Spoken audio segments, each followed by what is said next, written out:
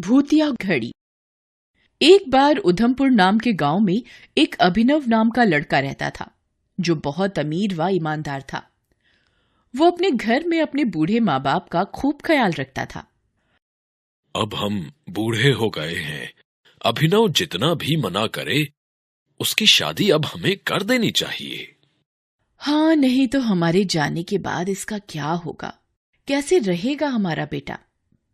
हाँ, तभी तो कहता हूँ अब हमें ही कुछ करना पड़ेगा। और फिर इतनी धन दौलत का भी क्या होगा। हाँ, दोनों साथ रहेंगे तो जिंदगी यूं ही कट जाएगी। और कुछ ही दिनों में अपने माँ बाप के कहने पर अभिनव एक लड़की लता से शादी कर लेता है। तो कैसा लगा ये कमरा? हाँ, बहुत अच्छा है जी। और लता सारे कमरे को घूम कर देखती है। चलो तुम आंखें बंद करो, मैं तुम्हारे लिए कुछ लाया हूं। मगर लाए क्या हो? सब पता चल जाएगा, तुम आंखें तो बंद करो। अच्छा ठीक है। लता जब आंखें खोलती है तो देखती है कि उसके सामने बड़ा सा तोहफा रखा है। खोलकर देखने से पता चलता है कि वो तो एक सुंदर सी घड़ी है। घड़ी देखने में वाकई में बहुत सुंदर थी। अरे वाह, ये तो बहुत अच्छी है, इसे हम यहीं रखेंगे। दोनों का प्यार देखकर अभिनव के बूढ़े माँ बाप भी बहुत खुश होते। सब कुछ बहुत अच्छा और खुशहाल चल रहा था।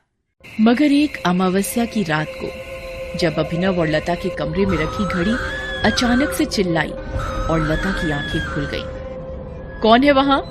कौन है कमरे में? क्या हुआ लता, तुम इतनी रात को किससे बातें कर रही हो? अरे अभी कोई चिल्लाया, आपने सुना नहीं? तो मुझे सुनाई क्यों नहीं दिया? देखो तुम्हें धोखा हुआ होगा, तुम आराम से सो जाओ। और दोनों सो जाते हैं। अगले दिन अभिनव जब कमरे में तैयार हो रहा था तब घड़ी में से फिर किसी के हंसने की आवाज आई। तो अभिनव ने घड़ी के पास जाकर देखा तो उसकी सुइयां उल्टी चल रही थी और उसके शीशे में उसे एक परछाई दिखाई दी। अरे क्या हुआ? अरे इस घड़ी में मैंने कुछ देखा और ये चल भी उल्टी रही थी। मैं ना कहती थी कि रात को भी इसमें से ही आवाज आई होगी। क्या पता इसमें कोई चूहा हो। छोड़ो, खुद चला जाएगा। और सब नॉर्मल हो जाता है। कुछ दिन बाद फिर से वो घड़ी हिलने लगती है और चिल्लाने की आवाजें आती हैं। मगर उस समय घर में लता के अलावा और कोई नहीं होता, क्योंकि अभिनव अपने माँ बाप को लेकर मंदिर गया होता है। बचाओ बचाओ, मुझे कोई बाहर निकालो। ऐसी भयानक आवाजें सुनकर लता डर के मारे बेहोश हो जाती है और घड़ी में से एक आत्मा का चेहरा लता को देखकर हंसने लगता है। अभिनव जैसे ही अपने माता पिता को लेकर घर आता है तो लता को बेहोश पाकर एकदम घबरा जाता है। लता उठो, क्या हो गया तुम्हें? बेटा जल्दी से उसके चेहरे पर पानी के छींटे मारो। लता बेहोशी से जाग उठती है। क्या हुआ लता, ऐसा क्या हुआ घर में जो तुम बेहोश हो गई? घड़ी है ना, इस घड़ी में कुछ गड़बड़ है, हमें जल्दी कुछ करना होगा। घड़ी में? हाँ पिताजी, कुछ दिन से हमें अजीब अजीब आवाजें सुनाई देती है, लेकिन आज तो हद ही हो गई है। तुमने मुझे पहले क्यों नहीं बताया?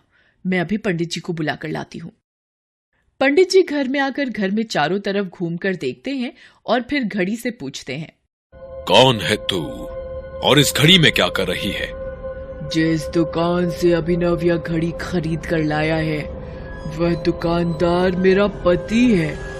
उसने मुझे जान से मार दिया था। जान से मार दिया था? मगर क्यों? मेरा पति मुझे पसंद नहीं करता था, इसलिए उसने मुझे जान से मार दिया और तांत्रिक की सहायता से इस घड़ी में मेरी आत्मा को हमेशा के लिए बंद कर दिया। और जब अभिनव इस घड़ी को खरीदने उस दुकान पर गया तो मेरे पति ने वह घड़ी अभिनव को बेच दी। और तब पंडित जी ने पूछा कि उसकी आत्मा को कैसे शांति मिलेगी। यहाँ से 100 मील दूर एक काली पहाड़ी है। उस पहाड़ी के सबसे ऊंचे पेड़ पर एक लोटा टंगा है जिसमें मेरी अस्थियां हैं। उन अस्थियों को पूरे विधि विधान से पानी में बहा दो तो मेरी आत्मा को मुक्ति मिल जाएगी। मगर वो पहाड़ी मुश्किलों से भरी पड़ी है, वहां जाना आसान नहीं है।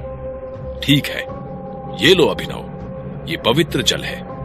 तुम्हारे सामने कुछ भी आए, तुम इस पवित्र जल को उस पे फेंक देना। वो काली शक्ति तुम्हारा कुछ भी नहीं बिगाड़ पाएगी। यह बात है, तो हम जरूर उस काली पहाड़ी पर जाकर उन अस्थियों को पानी में बहाएंगे। तुम्हारे साथ जो भी हुआ बहुत गलत हुआ। हाँ, और हम तुम्हारे पति को भी सजा दिलवाएंगे। और तब अभिनव उस पहाड़ी पर जाता है कि अचानक पहाड़ी के शुरू होते ही अभिनव की गाड़ी खराब हो जाती है।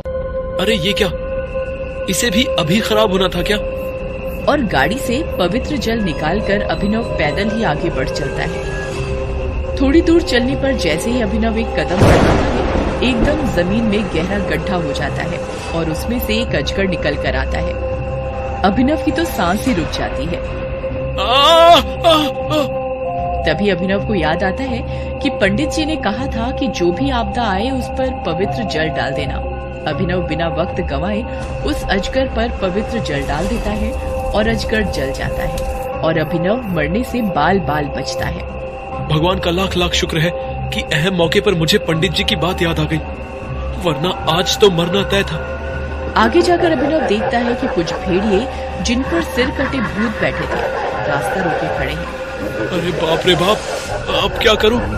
आज यहाँ से निकल पाऊंगा कि नहीं? हे भगवान, मेरी रक्षा करो।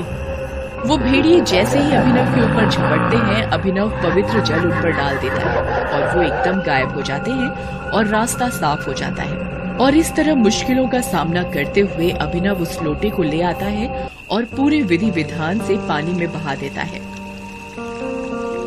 अब हमने तुम्हारे कहे अनुसार तुम्हारी अस्थियों को पानी में बहा दिया है। अब हमें ये बताओ कि हम तुम्हारे पति को कैसे पकड़ें?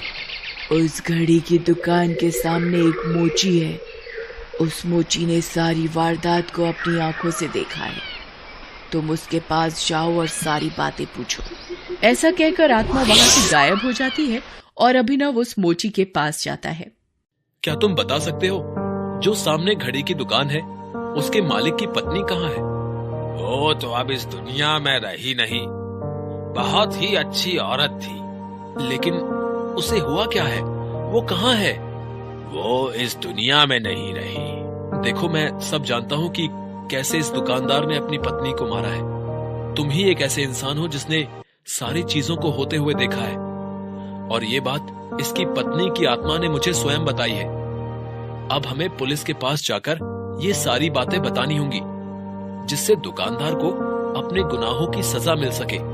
मोची दिल का साफ इंसान था। वह सारी बात समझ गया और पुलिस के पास जाने को राजी हो गया। इस तरह अभिनव ने उस दुकानदार को पुलिस के हवाले करवा दिया और दुकानदार को अपने किए की सजा मिली। Thanks for watching.